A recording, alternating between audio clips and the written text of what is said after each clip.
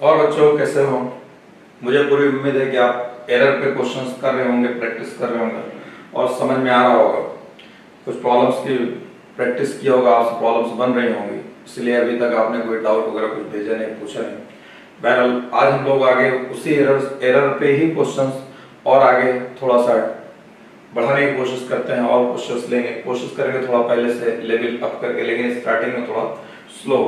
ठीक है, देखिए क्वेश्चंस लिखते हैं आपके सामने और उसके बाद आप दिमाग लगाइए, पहले देखते रहिए कैसे सॉल्व करेंगे जो आपको बता रखा है। ठीक, और उसके बाद जो है पहले इजी क्वेश्चंस लेते हैं जो कि देखिए the density of material of a cube, the density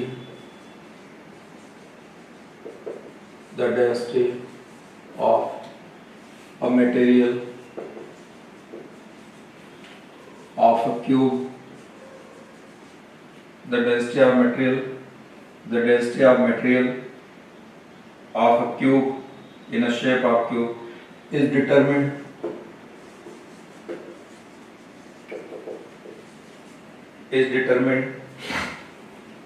by measuring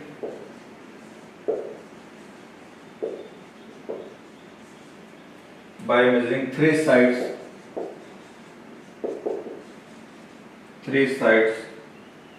of the cube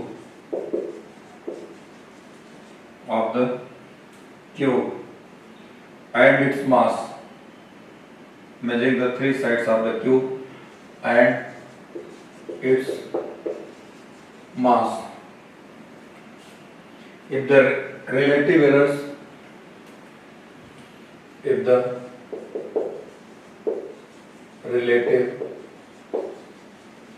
errors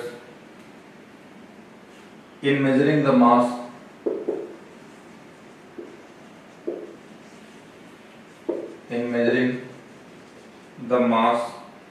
and length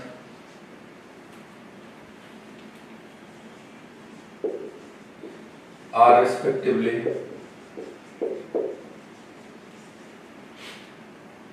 1.5% and 1%, the maximum error in determine the density, the maximum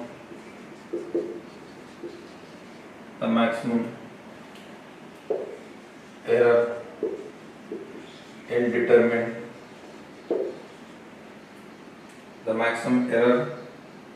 in determine the density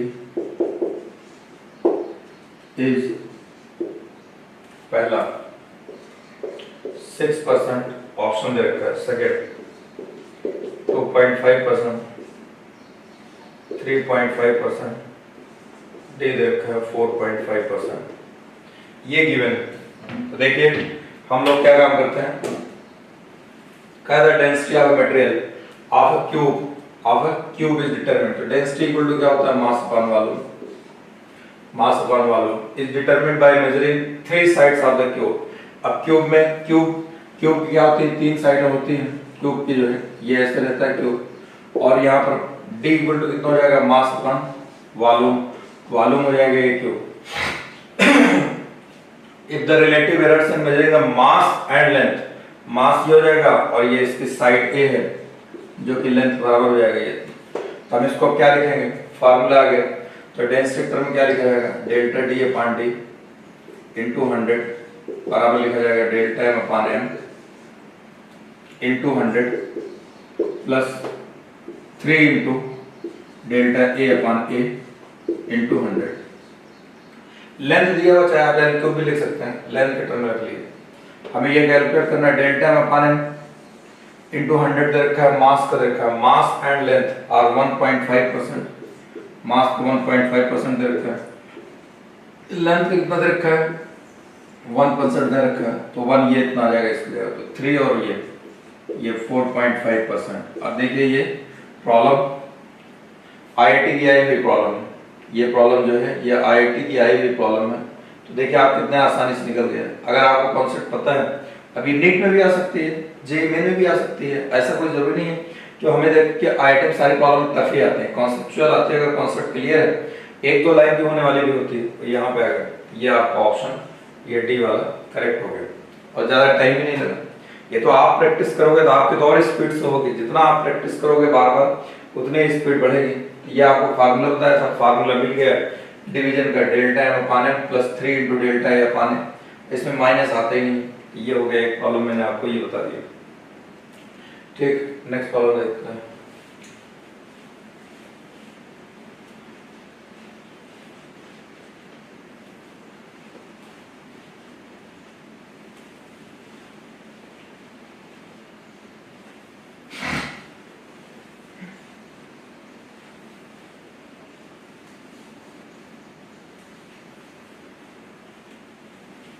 चलिए देखते हैं next problem जो है। Next problem इसी पर based एक दूसरी लेते हैं, इसी पर बेस्ड डेंसिटी निकालने के लिए एक दूसरी प्रॉब्लम लेते हैं, थोड़ा सा चेंज रहेगा। डेंसिटी निकालने के लिए, डेंसिटी निकालने के लिए the maximum percentage error in the measure. हाँ, और wire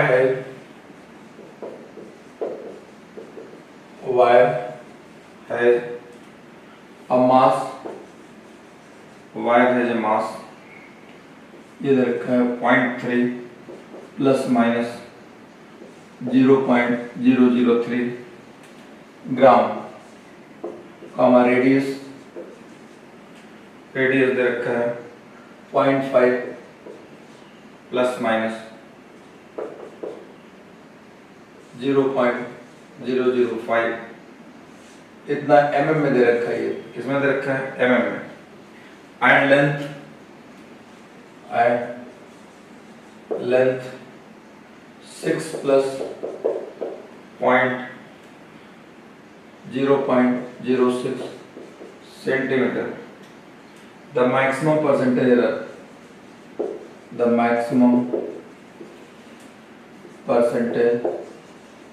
error in the measurement, the maximum percentage error in the measurement of its density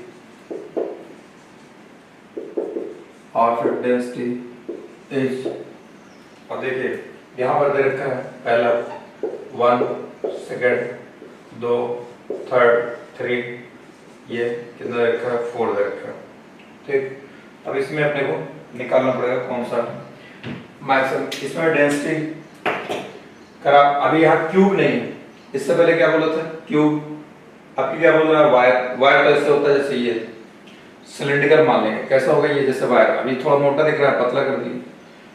और वायर है जो मास दे रखा है, ये आगे क्या दे रखा है? Radius, length, the maximum percentage error. मैंने आपको बताया था जब भी कभी ये मास दिया है ना, ये क्या होता है? m। आगे तो इसमें प्लस माइनस लगा रहेगा डेल्टा m। ये रेडियस दे रखा है, ये रेडियस r, ये आगे क्या हो जाएगा? डेल्टा।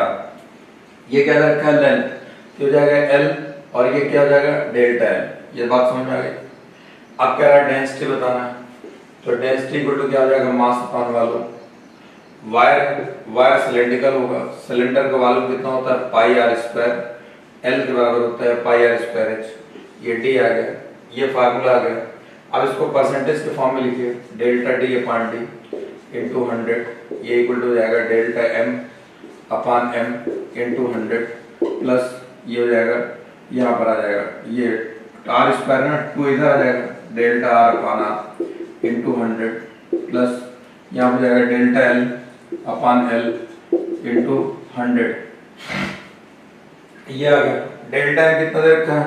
डेल्टा 0.003 अपान 0.3 into 100 plus 2 into delta R कितना रखा है?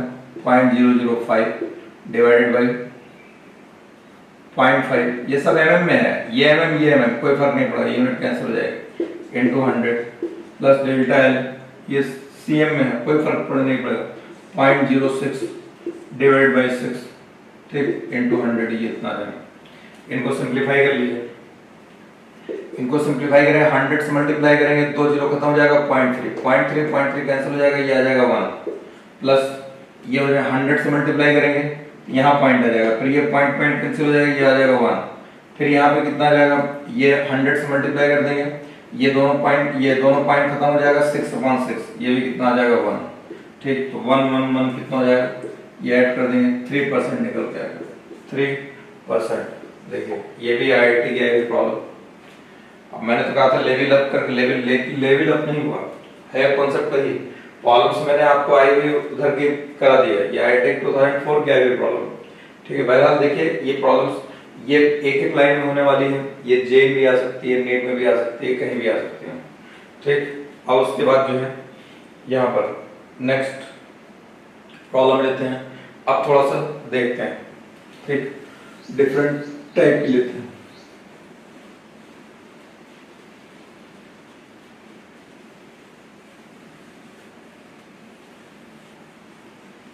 ये है, इस तरीके से फार्मूले पता रहता है और कहीं कहीं थोड़ा ज्यादा डिफिकल्ट रहता है ना, तो उसमें डिफरेंशिएशन लगाना पड़ता है, क्योंकि इसका डेरिवेशन जो निकाला गया और डिफरेंशिएशन से वो मैंने आपको बताया नहीं था, डायरेक्ट लिख दिया था, जो है हल्का सा हिंट देते हुए आगे निकल लिए थे।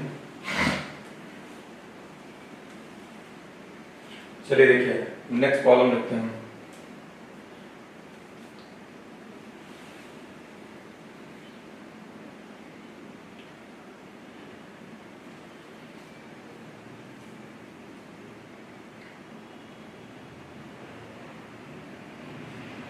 चलिए देखिए, एक प्रॉब्लम की स्टोरी थोड़ा लंबी है, लेकिन ये प्रॉब्लम आपको हर जगह मिलेगी। ये प्रॉब्लम की स्टोरी थोड़ा लंबी दे रखा है, IIT की आई भी प्रॉब्लम है, लेकिन इतना ज़्यादा डिफिकल्ट नहीं है, हम लोग देखते हैं। चलिए उससे पहले मैं एक और हल्की प्रॉब्लम कराता हूँ, क्योंकि ये पिछले वाली क्लास में, इससे पहले क्लास में करा रखा हूँ, उसको देखते हैं। The period of oscillation, the period of oscillation, the period of oscillation of a simple pendulum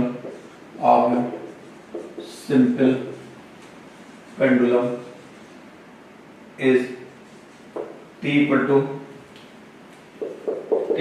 2 pi under root L upon G. Measured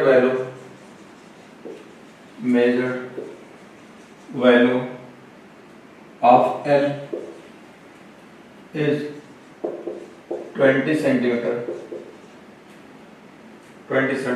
known to 1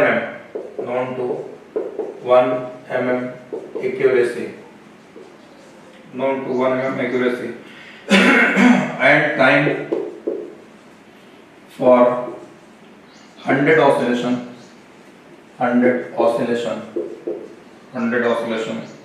of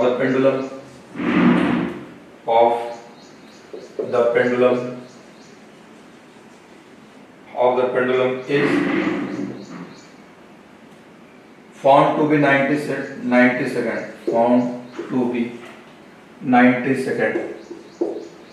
using a wristwatch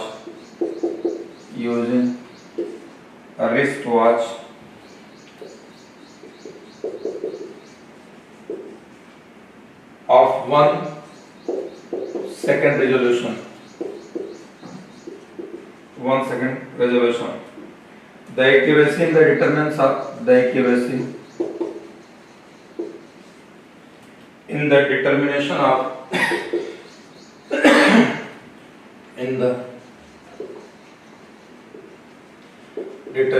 of G is, पहला option दे रखा है 3%, दूसरा option दे रखा है 2%, तीसरा option दे रखा है 1%, चौथा ऑप्शन दे रखा है 5%। ये ऑप्शन दे रखे हैं। अब ये देखिए, मैं आपको इससे पहले वाली क्लास में मैं आपको बता चुका हूँ, इसमें G की वैल्यू, G को वो बताना है। देखिए यहाँ पे क्या कर रहा है, measured value of length L इतना दे रखा है, ये हमारा L है, और 1 mm एक्यूरेसी, ये डेल्टा L हो गया। ये टाइम दे रखा है T 90 second, using a rest watch, ये हो जाएगा डेल्टा T। तो कह रहा है accuracy in the determination of G। तो हमारे पास L कितना दे रखा है 20 सेंटीमीटर, यहाँ लिख देते हैं। डेल्टा L कितना हो जाएगा 1 mm, यहाँ लिख दिया। T कितना दे रखा है, T हमारे पास दे रखा है 90 सेकंड ये। डेल्टा T कितना दे रखा है, डेल्टा T ये कितना दे रखा है 1 सेकंड, ये दे रखा है। The accuracy in the determination of in the calculation of G, G की कैलकुलेशन बताना है। तो t इक्वल टू कितना हो जाएगा, t equal to 2 pi under root l by G, ये दे रखा है, दोनों तरफ की स्क्वायरिंग कर दी है, ये t square equal to 4 pi square, ये l बाई जी आ जाएगा। तो g इक्वल टू कितना हो जाएगा, 4 pi square, 4 pi square g equal to ये हो जाएगा l अपान t स्क्वायर, ये इतना आ जाएगा। अब इसको ये देखिए, ये कांस्टेंट टर्म है, कांस्टेंट का डिफरेंशिएशन 0 होता है। अब जब यहाँ पे इसको लिखेंगे percentage delta G upon G into 100, ये तो निकाल लें, इधर हो जाएगा delta L upon L into 100 plus T square twice into delta T upon T into 100, ये इतना आ जाएगा। तो डेल्टा एल कितना दे रखा है, 1 mm डिवाइडेड बाई 20 cm, ये यूनिट अब कैंसिल नहीं होगी, इसको ठीक करना पड़ेगा, ठीक, plus 100 plus into 100 plus 2 into delta T कितना दे रखा है 1 डिवाइडेड बाई 90 सेकंड दे रखा है इंटू ये भी सेकंड, ये भी सेकंड, इसमें कोई दिक्कत नहीं है। अब यहाँ पर mm को मिलीमीटर को सेकंड सेंटीमीटर में लाओ, मिलीमीटर से नीचे आएगा सेंटीमीटर में, इससे पिछले क्लास में आपको बता चुका हूँ। तो ये आ जाएगा 0.1, 10 से डिवाइड करना पड़ेगा। अब ये सेंटीमीटर सेंटीमीटर कैंसिल हो जाएगा, ये प्लस 2 अपान 90 इंटू 100, ये इतना रहेगा। तो इसको सिंप्लीफाई के लिए 1 0 ये कैंसिल हो जाएगा, फिर 1 0 इससे कैंसिल हो जाएगा, 1/2 ये आ जाएगा 0.5 सेकंड, और ये हो जाएगा, ये आ जाएगा तकरीबन जो है 0.5 ये आ जाएगा, 1 0 कैंसिल हो जाएगा, और ये हो जाएगा ये 10/9 यानी 1 पॉइंट ये भी आ जाएगा, लगभग 2 के करीब ये आएगा, 2 पॉइंट कुछ निकल के आएगा, 2 पॉइंट कुछ निकालेंगे, 2 पॉइंट कुछ के आसपास निकल के आएगा। तो 2.5 कोई आंसर नहीं दे रखा है। अब 2 से कम, ये 2 तो है, ये देखिए ये 0 से 0 कैंसिल हो जाएगा, 10/9 तो 1.1 के आसपास जाएगा, तो 1.1 के आसपास जाएगा, इसे 2 से मल्टीप्लाई करेंगे तो ये 2.2 के आसपास हो जाएगा, इसको मल्टीप्लाई, अब इनको ऐड कर देंगे तो ये कितना हो जाएगा, 2 पॉइंट ये आ जाएगा 7 के करीब आ जाएगा, 2 पॉइंट ये 2.5 और ये 2 ऐड करेंगे 0.7, 2.7 करीब आ जाएगा, अप्रोक्सीमेटली कितना आ जाएगा, इसको लिख सकते हैं 3%। ये प्रॉब्लम आपको इससे पिछले, और ये भी कंपटीशन क्या है, आईआईटी का है भी प्रॉब्लम, ठीक, तो इतना कोई डिफिकल्ट नहीं, आपको इससे पहले करा चुका हूं ये प्रॉब्लम, चाहे आप नीट के स्टूडेंट हो या जेईई मेन के स्टूडेंट हो या आईआईटी के स्टूडेंट हो, इससे कोई दिक्कत की बात नहीं, कॉन्सेप्ट वही लगेगा हर जगह, ठीक। अब हम लोग थोड़ा सा और डिफरेंट टाइप की प्रॉब्लम देखते हैं।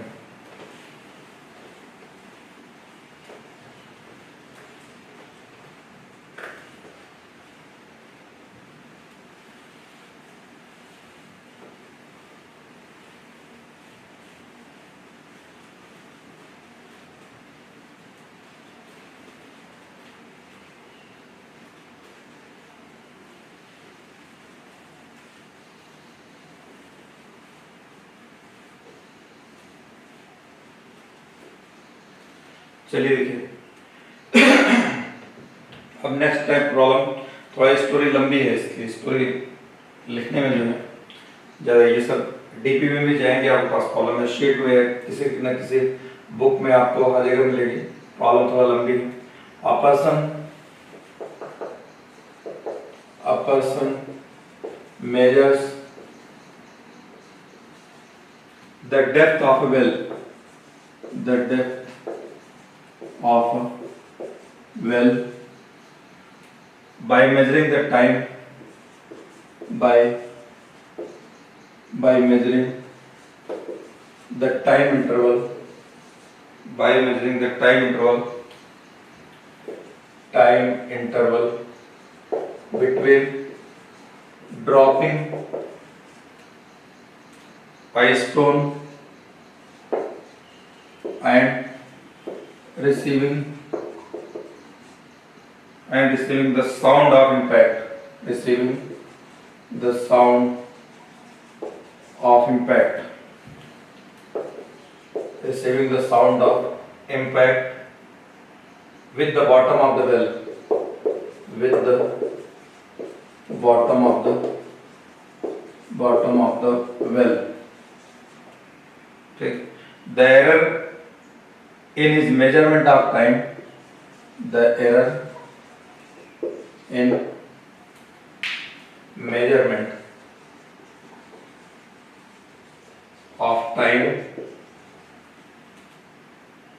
is, यहाँ डेल्टा टी की वैल्यू दे रखा है, चाहे डी टी लिखिए, ये भी डेल्टा ही पढ़ा जाता है, इसको भी डेल्टा ही पढ़ते हैं 0.0, और वैसे डायरेक्ट डी टी लिख देते हैं वो भी चलेगा, 0.01 second, and he measures the depth of the well, and he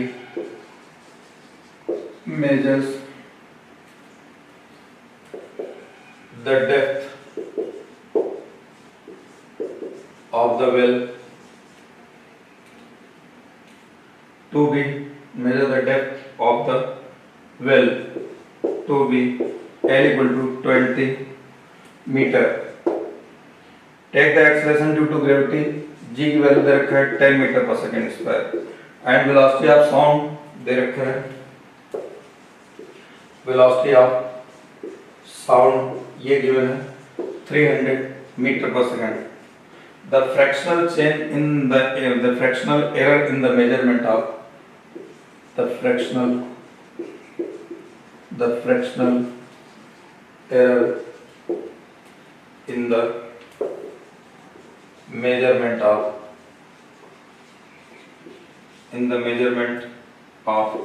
delta L upon L is closest, मतलब एग्जैक्ट नहीं आएगा इसके, इज क्लोजेस्ट तो किसके क्लोजेस्ट होगा ये देखना है आपने. पहला ऑप्शन दे रखा है 1%, दूसरा दे रखा है 5%, तीसरा दे रखा है 3%, चौथा दे रखा है 0.2%.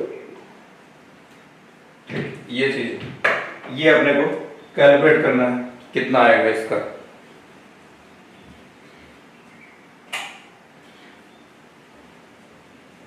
तो देखिए ये कह रहा है person measures the depth of well. ये वेल है कोई, इसका मैं डायग्राम बना रहा हूँ. ये कोई कुआं है, इसमें जो है एक बंदा यहाँ से स्टोन ड्रॉप करता है इस जगह से. ये स्टोन पहले ऐसे गिरेगा, इसके लेंथ कितना दे रखा है 20, डेप्थ कितना रखा है 20 मीटर. ये गिवन कह रहा है कि यहाँ से ये कह रहा है कि well by measuring the time interval कहाँ से कहाँ तक बिटवीन ड्रॉपिंग, यहाँ छोड़ दिया पहले ऐसे आएगा गिरेगा, टाइम इंटरवल बिटवीन ड्रॉप कर दिया by stone and receiving the sound. यहाँ आएगा टकराएगा, यहाँ साउंड निकलेगी, वो साउंड पहले दिए पत्थर गिरेगा यहाँ से, ये पत्थर गिरने में, और फिर यहाँ से पत्थर नहीं रुक जाएगा करके स्टोन नहीं रुक जाएगा, यहाँ साउंड निकलेगी इसकी, ये इसकी साउंड आ जाएगी जो कि वी दे रखा है. वी की वैल्यू दे रखा है कितना साउंड की, ये साउंड की स्पीड दे रखा है. जो साउंड यहाँ टकराने के बाद निकलेगी वो साउंड, अब यहाँ साउंड निकलेगी फिर यहाँ सुनाई पड़ेगा ना, तो साउंड यहाँ से चल करके यहाँ तक तो आएगी ना, तो किस स्पीड से आएगी 300 मीटर पर सेकंड. इंपैक्ट मतलब टकराना. The error in the measurement of time is, यहाँ से यहाँ तक और यहाँ से तक का जो टाइम में एरर आएगा, क्योंकि टाइम ही कह रहा है, टाइम इंटरवल निकालना है, तो इन measurement of time delta T इतना रखा है, and measure the depth of the well ये इतना रखा है, जी की वैल्यू इतना रखा है, हमको डेल्टा एल अपॉन एल निकालना है.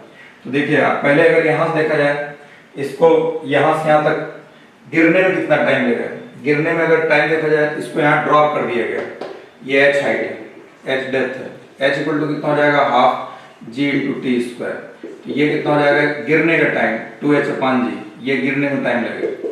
ये कितना हो जाएगा 2 इंटू h की वैल्यू रखा है 20 डिवाइडेड बाई 10, ये कैंसिल हो जाएगा, ये आ जाएगा 2 सेकंड आ जाएगा. ये एक टाइम t1 ये गिरने का, नीचे गिरने का. ठीक, अब साउंड को ऊपर जाने में, यहाँ h की जगह h रखे, इसको l ले लीजिए क्योंकि इन्होंने इसको l दे रखा है. ठीक है. अब हो जाएगा साउंड को ऊपर चलने में कितना लगेगा, साउंड को यहाँ से यहाँ तक जाने में टाइम ऑफ साउंड. ठीक, to hear to hard by person, उसको सुनने में कितना टाइम लगेगा. अब कितना टाइम डिस्टेंस बराबर हो जाएगा speed into time, t2 equal हो जाएगा l अपॉन v. यहाँ पर ये हो जाएगा l 20 अपॉन v 300, ये कैंसिल हो जाएगा, ये हो जाएगा, ये कितना आ जाएगा जो भी आ जाएगा. ये t2 आप यहाँ से कैलकुलेट कर लीजिए, ये t2 टाइम जो लगेगा ये कितना आ जाएगा 2 अपॉन 30, ये कितना आ जाएगा 2 अपॉन 30 मतलब ये आ जाएगा, चाहे इसको ऐसे कर लीजिए, ये हो जाएगा 0.2 डिवाइडेड बाई 3. 0.2 डिवाइडेड बाई 3 मतलब ये हो जाएगा, अगर ये ऐसे ही आ जाता पॉइंट, ये 2 अपॉन 3 अगर होता 0.6667 आता, तो ये हो जाएगा ये हो जाएगा 066, ये इतना आ जाएगा. ठीक, तो ये हमारे पास टाइम t2 आ गया. अब टोटल टाइम कितना लगेगा इसको, टोटल टाइम जो लगेगा, अब तो ये पूरा मैंने डेटा लिख ही ली. अब यहाँ पर टोटल टाइम जो हो जाएगा, तो हमें निकालना क्या है, डेल्टा एल अपान एल, निकालना क्या है डेल्टा एल अपान एल, ये कैलकुलेट करना है।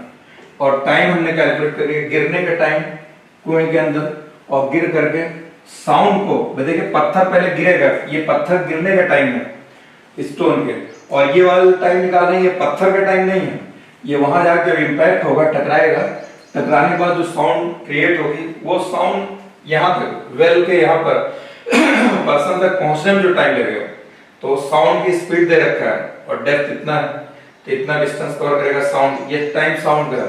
तो टोटल टी कितना हो जाएगा, टी इक्वल हो जाएगा t1 प्लस t2, ये अप्रॉक्सीमेट आ जाएगा 2 प्लस ये हो जाएगा 0.067, यानी 2.067 के आसपास ये इतना आ जाएगा, इसको मान सकते हैं जो भी आ जाएगा 2.0। अब देखिए अब हमारे पास टाइम कितना लगा था, टाइम के लिए हमें इक्वेशन लिखना पड़ेगा, t इक्वल हो जाएगा पहले नंबर पे 2L/g, ये दूसरे नंबर पे टाइम बराबर पे क्या हो जाएगा, t इक्वल हो जाएगा t1 plus t2, t1 plus t2। अब एरर निकालेंगे ना, ये तो टोटल टाइम आ गया, तो ये हो जाएगा √2L/g, ये लिखा हुआ। फिर ये वाला टाइम कितना हो जाएगा, प्लस L/v, ये इतना आ जाएगा। यहाँ पर t इक्वल क्या लिखा जाएगा, √2/g, ये कांस्टेंट टर्म है, ये L की पावर हाफ रहेगा, प्लस L की पावर 1/v। अब इसको डिफरेंशिएट करिए, परसेंटेज में कैसे लिखेंगे, डेल्टा t/t × 100, खाली डेल्टा, ये एरर वो परसेंटेज नहीं निकल, परसेंटेज में निकालना, डेल्टा t/t × 100, इसका 0 हो जाएगा कांस्टेंट टर्म, ये पावर पहले आ जाएगा, यहाँ पर पावर पहले आ जाएगा 1/2, ये आ जाएगा डेल्टा L/L × 100, प्लस ये भी ये कांस्टेंट टर्म है, मल्टीप्लाई है, यहाँ मल्टीप्लाई है, इसको जो है ये यहाँ पर L/v, इसका भी ये 0 हो जाएगा, डेल्टा क्योंकि ये कांस्टेंट जैसे वो है, ये 300 दे रखा है, ये भी 0 हो जाएगा, तो हमारे पास यहाँ पर डेल्टा L/L ये × 100, ये इतना बच जाएगा, ठीक, ये इतना आ जाएगा।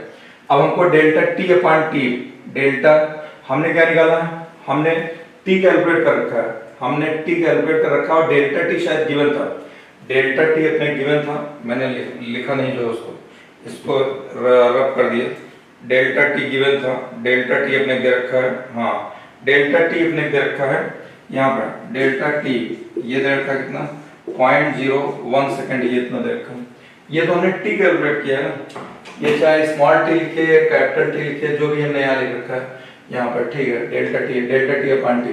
अब डेल्टा t हमारे पास कितना है, देखिए डेल्टा t वैल्यू ये देखिए 0.01, ये हो जाएगा 100 चाहे 70 निकाल दिए, 0.01 ये इतना आ जाएगा, t कितना निकल के आया 2.06, ये इतना आ गया, 6 को क्या 7 लिख सकते हैं आप, ये इक्वल टू कितना हो जाएगा हाफ, और हाफ यहाँ बचेगा, 100 कैंसिल कर दिया हर जगह, हटा दिए इसको। अब इसके बाद जो है डेल्टा L/L कॉमन ले लेते हैं, डेल्टा L/L अगर कॉमन ले लेंगे, डेल्टा L/L तो अंदर कितना बचेगा 1/2 + 1, ये हो जाएगा 0.01 डिवाइडेड बाई 0.2.07, ये हो जाएगा डेल्टा L/L इनटू ये आ जाएगा कितना आएगा 3/2 आ जाएगा।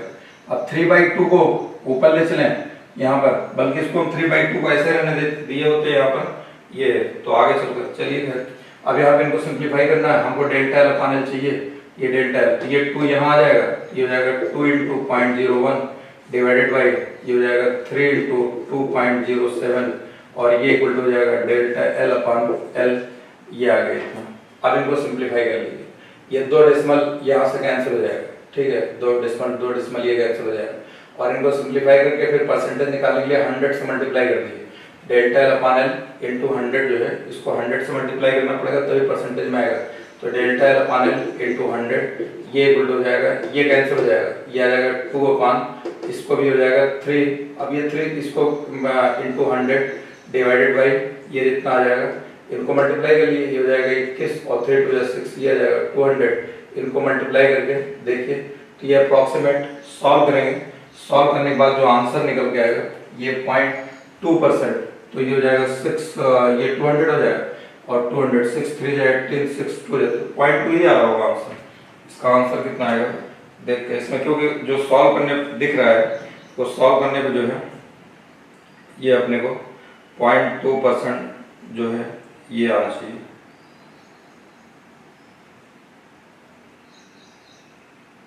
ये अप्रोक्सीमेट निकाल रहे हैं, अप्रोक्सीमेशन में इसमें जो है ये 300 ये हो जाएगा 2/g delta L upon delta T, और इसको डिफरेंशिएट करेंगे 2/g L upon V, V भी कांस्टेंट टर्म है, वी भी यहाँ से निकल जाएगा। इसमें आंसर लगभग जो आ रहा है, लगभग आंसर आ रहा है 1% के करीब आ रहा है, 3/16 वो सब ठीक है, ये 1/20 ये इतना, ये लगभग 1% आ रहा है। अब इनको सॉल्व करने देखना पड़ेगा, ये जो है ये 200 फिर से देख लेते हैं कितना, ये हो जाएगा √2l/g, यहाँ पर ये हो जाएगा √2/g, ये कैंसिल, इसको डिफरेंशिएट करेंगे 0 आ जाएगा, यहाँ 1/2 delta L upon L plus ये भी खत्म हो जाएगा delta L upon L into 100, और ये डेल्टा टी, टी इक्वल हो जाएगा √2l/g, यहाँ से अगर सॉल्व करेंगे 2l20/10 ये कैंसिल, ये आ जाएगा 2 सेकंड, ठीक, l इक्वल टू इतना, t इक्वल टू हो जाएगा, यहाँ पे टाइम निकालेंगे, ये हो जाएगा 20 मीटर अपॉन 300, 2/30 ये आएगा, इसको सॉल्व करके देख लीजिए ये कितना आएगा, बल्कि 2/30 यहाँ पर ये 0 हो जाएगा, 1/15 हो जाएगा,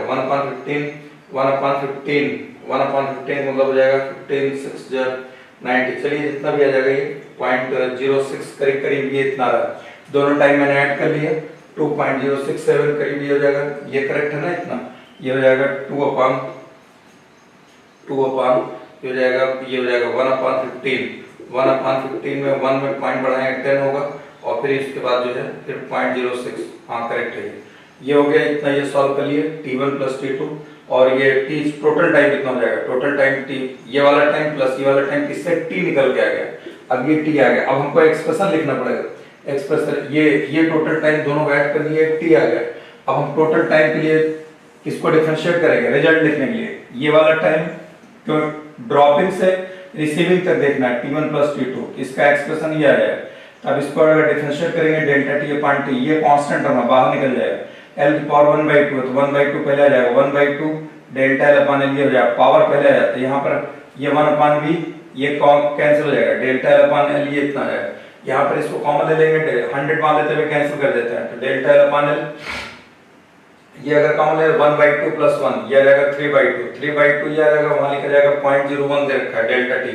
और ये टी की वैल्यू निकल गया 2.07, ये इतना आ जाएगा, 67 था पॉइंट, इसको 2.07 ले 3/2, तो डेल्टा एल अपॉन एल ये इतना आ गया, और इनको जो है डेल्टा एल अपॉन एल 2 उधर ले जाइए, 2.01 अपॉन ये जाएगा 3 इंटू इतना, 100 से मल्टीप्लाई कर देंगे 100 से मल्टीप्लाई कर देंगे, तो ये 100 से मल्टीप्लाई करेंगे वो कैंसिल हो जाएगा, यहाँ पर अगर 100 से मल्टीप्लाई करते हैं ये दोनों पॉइंट कैंसिल हो जाएगा, 100 से मल्टीप्लाई कर देंगे ये पॉइंट कैंसिल, 100 से मल्टीप्लाई कर देंगे तो ये आ जाएगा 200 डिवाइडेड बाय ये हो जाएगा 3 7 जो 21 3 2 जो 6, ये 200 अपॉन ये इतना, इसमें 6 3 जा 20 6 3 जा 18, तो ये 18 3 2 जा 6 3 6 जा 18, ये अप्रोक्सीमेट ये आएगा, इसका आंसर आएगा ये 3% आएगा, इसका आंसर 3% के आसपास है, ये वाला आंसर होगा, ये आंसर अप्रोक्सीमेट 3% आएगा,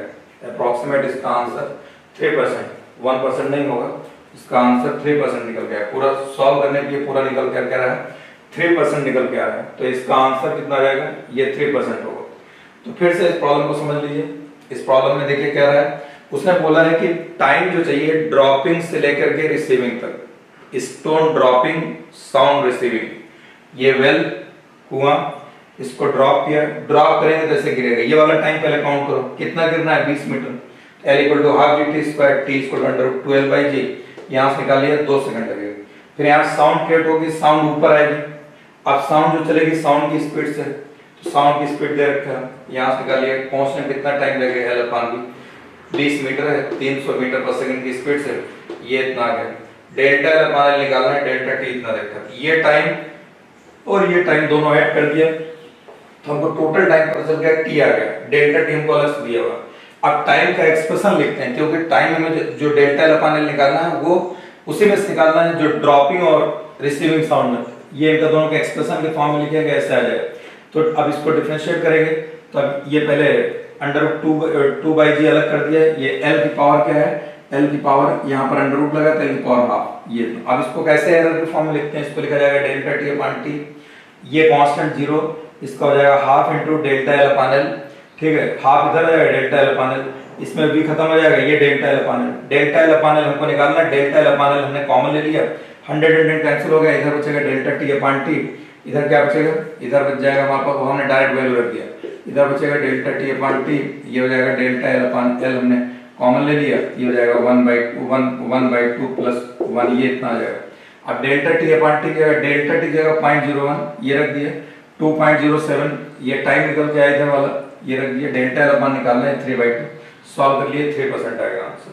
ठीक, ये मैंने आपको एक प्रॉब्लम जो है इस टाइप के प्रॉब्लम ये करा दिया। ये ऑलमोस्ट जो है मैंने आपके एक प्रॉब्लम और जो है देखता हूँ, एक प्रॉब्लम और है काफ़ी इंपॉर्टेंट अच्छी प्रॉब्लम है, लेकिन वो चलिए मैं आपको उसको जो है उसमें डीपीवी में डाल दूंगा, उसमें करंट वेरी कर रहा है उसमें आ जाएगा। ये तो एरर मैंने आज आपका पूरा कंप्लीट कर दिया, ये एरर जो है ये कंप्लीट हो गया।